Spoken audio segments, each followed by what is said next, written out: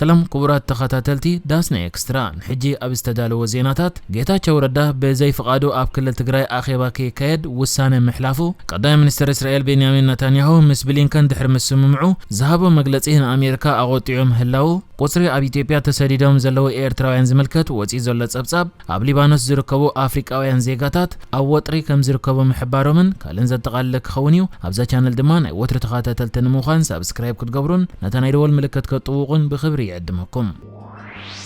ጌታቸው ረዳ ኣብ ክልል ትግራይ ንሱ ዘይፈልጥ ኣኼባታት ከይካየድ ወሲኑ ፕሬዝዳንት ግዚያዊ ምሕዳር ክልል ትግራይ ጌታቸው ረዳ ኣብ ዞባታትን ወረዳታትን ከተማታትን ትግራይ ንሱ ዘይፈልጦም ኣኼባታት ከይካየድ እዩ ኣጊዱ ዘሎ። ጌታቸው ረዳ ብሰሉስ ናብ ኩለን ዞባታት ወረዳታት ከተማታትን ከባቢያዊ ኣብያተ ቤት ምኽርን ኣብ ሰደዶ ደብዳቤ ዝኾነ ይኹን እቲ ፕሬዝዳንት ዘይፈልጦ ኣኼባ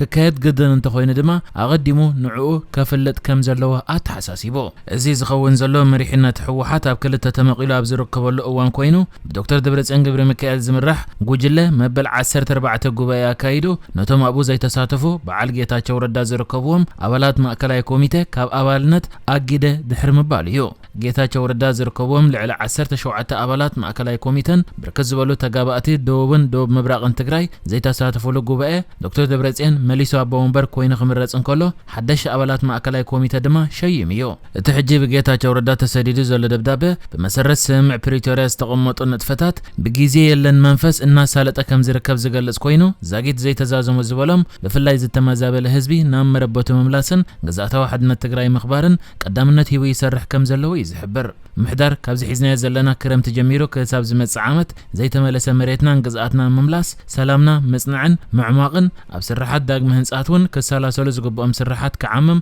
اب قدم مدلاو يركب يلو كمون اب تكلل كم بحدش تراي زل حمام كوليرا نمحكامن نمكلخالن زحلف باجت معصاون نمصاي عامت نمتلامن قدامነት هو يسرح كم زلون وسيخ يغلص محور منغستن زي حزنا زلنا مدبات نغون بمقداف زكايد اخيبا مدبات غزياو محدار زغود سلازخونه زي تودب اخيبا ككايد كم زيبلو يفلط كبلون اتدبدابه عمل اختي يحبر كبز وصاي زصواع كونه زكايد اخيبا تقبلنت كم زيبلو فليتكم قدح استغبرلكم اكالات منغستي غبو كتتلن قوصرن كتغبرو يتحساسب يلو اتناب كلن زوباتاتن وردتاتن استلاخ دبدابه نابيات عيو تكلل نكلاستر متحابرن قدح تغيري يركب كسب حجب زله حبريتا دما بورد مرجع ኢትዮጵያ ነትዝ ተኻይደ አኺባ አፍልጦ ዝነፈጎ ስለዝኾነ ክድገም ተኽእሎ ከም ዘሎ ይዘረብ ክልቲኦም ጉጅለታት ሕወሓት ቦርድ ምርጫ ኢትዮጵያ ነትውድብ ከም በሐድሽ ሰልፍ መምዝጋቦ በመቋም ዝነበረ አፍልጦ ክምለሰሉ በመጥላብ መስተ ቦርድ አመሰሓብ መጽንሖም ይፍለጥ ጎን እቶም አመበል 14 ጉባኤ ሕወሓት ንርዕሶም ዘግለሉ አባላት ለዓለወት መራሕቲ ዝተወደበ መድሓን ህዝብን ውድብን ዝዓለመ አኺባ ምክያዱ ዝዝከርዮ እተን ሓደ መዓልቲ ዝተሳለጠ ዋዕላ በዓል 10 ነጥብታት መግለጽ ቅዋም በመውጻእ ዝተዛዘመ ኮይኑ ሓይልታት ጸጥታ ትግራይ ካብቲ ኣብ ውሽጢ ሕወሓት ተፈጢሩ ዘሎ ፍልልይ ሓሳባት ዘይሻራው መርገጽ ሒዞም ክቕጽሉ ይዝጽውዕ። ጌታቸው ረዳ ፕሬዝዳንት ግዚያዊ ምሕዳር ክልል ትግራይ ብምዃን ኣብቲ ክልል ስልጣን ሒዙ በምህላው እቲ ምክፍፋል ናብ ረጽሚ ከየምርሕ ዓቢ ስግኣት ፈጢሩሎ ዶክተር ደብረጽዮን ዝምራሕ ጉጅለ ስልጣን ግዚያዊ ምሕዳር ክልል ትግራይ ንምምንዛዕ ክፍትን ከም ዝኽእል ድማ ጌታቸው ረዳ ኣጠንቂቑ እዩ። ኢትዮጵያ ኣብ አፍሪካ ሳልሰይቲ ዝበዝሑ ስደተኛታት ዝተቀበለት ሃገር ምዃና ትካል ስደተኛታት ውድብ ሕብራት ሃገራት ወይ UNHCR ሓቢሩ ትካል ስደተኛታት ውድብ ሕብራት ሃገራት ኣውፂዎ ኣብ ዘሎ ዕላው ጸብጻብ ኢትዮጵያ ኣብ ዝእዋን ልዕሊ 1 ሚልዮን ስደተኛታትን ሓተት ዕቁባን ይእንግዳ ኣላ ክብል እንከሎ እዞም ስደተኛታትን ሓተት ዕቁባን ድማ ዝበዝሑ ካብ ኤርትራ ሶማልን ደቡብ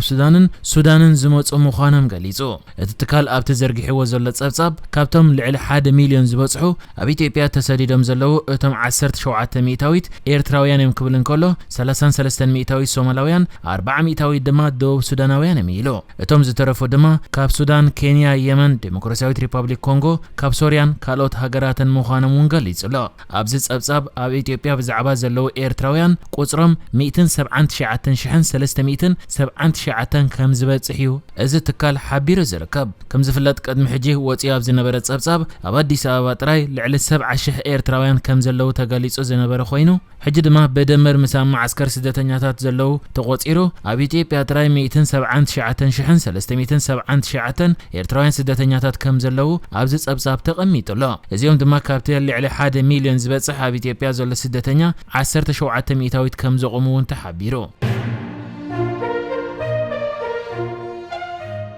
ኣብ ቀረባ ሳምንታት ብቀትለት መራሒ ሓማስ እስማዒል ሃኒያ ኣብ ጤህራንን ላዕለዋይ ወተሃደራዊ መራሒ ሒዝቢላህ ፉአድ ሸኩር ኣብ ሊባኖስን ዝተጓሃረ ወጥሪ ማእከላይ ምብራቅ መሊሱ ይጋደደሉ ኣብ ዘሎ እዋን ብዙሓት ኢትዮጵያውያንን ኬንያውያንን ዝርከብዎም ኣብ ሊባኖስ ዝርከቡ ኣፍሪቃውያን ኣብ ትሕቲ ልዑል ፀቕጢ ከም ዘለዉ ገሊፆም ክሳብ ሕጂ ብዘሎ ሓበሬታ ነዚ ኩነታት ዝተረድኣ ከም ኣሜሪካ ብሪጣንያ ፈረንሳን ካናዳን ዝኣመሰለ ሃገራት ዜጋታትን ብቁልጡፍ ካብ ሊባኖስ ክወፁ ብመንገዲ ኤምባሲታትን መጠንቀቕታ ኣመሓላሊፈን እየን ጸሓፊ ሚኒስትሪ ጉዳያት ወጻኢ ኬንያ ሮዝሊን ካቱረ ንጁጉ ኣብ ዝሃበቶ መግለጺ ኬንያ ኣብ ሊባኖስ ንዘለዉ ዜጋታታ ክትሕግዝ ዘለውቲ ምህላዋ ብምግላጽ እቲ ክፍሊ ፓስፖርት ዘይብሎም ህጹጽ ናይ ጉዕዞ ሰነዳት ክህብ ከም ዝኽእል ሓቢራ ንሳ ወሲኻ ናይ መውጻእ መደባት ኣብ ቦትኡ ከም ዘሎን መንግስቲ ኬንያ ህጹጽ በረራታት ክገብር ከም ዝኽእልን እውን ገሊጻ ኣላ ወሃብ ቃል መንግስቲ ኢትዮጵያ ነቢይ ተድላ ብወገኑ ኣድላይ እንተኮይኑ ዲፕሎማስኛታትን ዜጋታትን ካብ ሊባኖስ ንምውጻእ ናይ ህጹጽ እዋን መደባት የዳልዉ ከም ዘለዉ ዕላው ገይሩ እዚ ይኹን እምበር ካልኦት ዜጋታትን ኣብ ሊባኖስ ዘለዉ ኣፍሪቃውያን ሃገራትን ብፍላይ ድማ ሃገራት ቀርኒ ኣፍሪቃ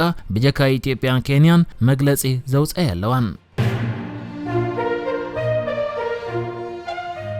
ላዕለዋይ በዓል ስልጣን ምምሕዳር ኣሜሪካ ቀዳማይ ሚኒስትር እስራኤል ዝኾነ ሕድገት ዘይፈቅድ ዘይቀራረብን ነቲ ኩነታት ዘይፈትሕን መግለጺታት ምሃቡ ብምኽሳስ ብትሪ ነቒፉ እዚ ኣብቲ ኣሜሪካ ኣብ ቃዛ ተኹሲ ደው ንምባልን ምልቃቕ ጅሆ ዝተታሕዙ እስራኤላውያንን እስራት ፍልስጤማውያንን ብዝምልከት ስምዕ ንኽብጻሕ ጽዑቕ ዲፕሎማስያዊ ጻዕሪ ኣብ እተካይደሉ ዘላ እዋን እዩ ጸሓፊ ጉዳያት ወጻኢ ኣሜሪካ አንቶኒ ብሊንከን ምስ ቀዳማይ ሚኒስትር እስራኤል ቤንያሚን ነታንያሁ ብሶኒ ኣብ ኢየሩሳሌም 3 ሰዓታት ዝወሰደ ዝርብ ከም ዘካየደ ይዝከር ንሱ ድሕሪ ትርክቦም ነታንያሁ ነቲ ብኣሜሪካ ዝቐረበ መቀራረብ እማመ ተባሂሉ ዝተገልጸ ነቶም ቀንዲ ማሕነቆታት ኩናት ቃዛ ንምፍታሕን ንኽልቲኦም ወገናት ከቀራረብን ዝኽእል እማመ ተቐቢሉ ክብል ገሊጹ ነይሩ እንተኾነ እቲ ቀዳማይ ሚኒስትር ድሒሩ ምስ ተዛቤታት እቶም ጅሆ ተታሒዞም ዘለዉ ኣብ ዝተራኸበሉ ወተሃደራት እስራኤል እስትራቴጂካውን ወተሃደራውን ፖለቲካውን መኽሰብ ኣለዎም ኢሉ ኣብ ዝገለጾም ከባቢታት ቃዛ ንደቡባዊ ክፋል ምስ ግብፂ ዘዳውብ ከባቢታት ዘጠቓልልን ክጸንሑ ኣብቲ ስምምዕ ክሰፍር ንብሊንከን ኣእሚነዮ ክብል ገሊጹሎም ክብላ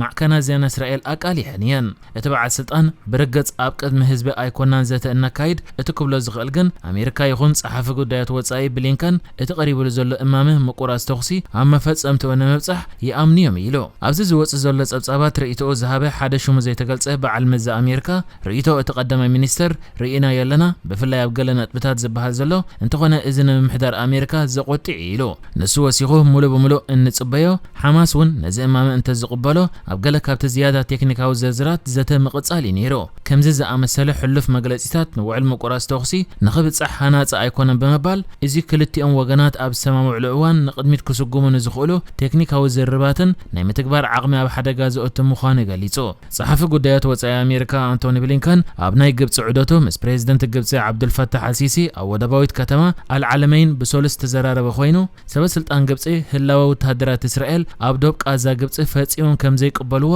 በትሪ ገሊጾም ኣለዎ ብሊንከን ዑደቱ ኣብ ማእከላይ ምብራቕ ንምዝዛም ናብ ቀጠር ኣምሪሑሎ ንሱ እቲ ብኣሜሪካ ቀሪቡ ዘሎ እማመ ዝርዝር ውጥን ምውፃእ ሓይልታት እስራኤል ካብ ቃዛ ዘጠቓልል ምዃኑ ንፈለማ ግዜ ገሊጹ እቲ ስምምዕ ወተሃደራት እስራኤል ካብ ቃዛ ዝወፅሉ ብግዜን ብቦታን ዝተቐመጠ ኣመና ንጹር ውጥን እዩ እስራኤል ድማ ተሰማሚዓ ኢሉ ነይሩ ነቲ ቀዳማይ ሚኒስትር እስራኤል ኣብ ጉዳይ መጽንዕ ሓይልታት እስራኤል ኣብ ቃዛ ንብሊንከን ኣእሚነየ ዝበሎ ዝበሃል ዘሎ መግለጺ ኣመልኪቱ ድማ ንዝቐረበሉ ሕቶ ክምልስ እንከሎ ብሊንከን ብዛዕባ እንታይ ዝጠቅስ ዘሎ ክዛረብ ኣይክእልን እየ ክብሎ ዝኽእል ብዛዕባ እቲ ትመልሶኒ ምስኡ ን3 ሰዓት ኣብ ዝተዛረረብናሉ ብቐጥታ ካብኡ ዝሰማዕኽዎ ጥራይ ኢሉ እዚ ድማ እስራኤል ነቲ ብግዜን ቦታን ዝተነፀረ ውጥን ምስሓብ ሓይልታት እስራኤል ካብ ቃዛ ዘጠቓልል እማመ ከም ዝተቐበለት ክብል ኣነፂሩ ሙሉእ ብምሉእ ምስሓብ ሓይልታት እስራኤል ዘጠቓልል ብዛዕባ ምዃኑ ሕቶ ዝቐረበሉ ብሊንከን መልሲ ክህብ ከም ዘይደሊ ገሊጹ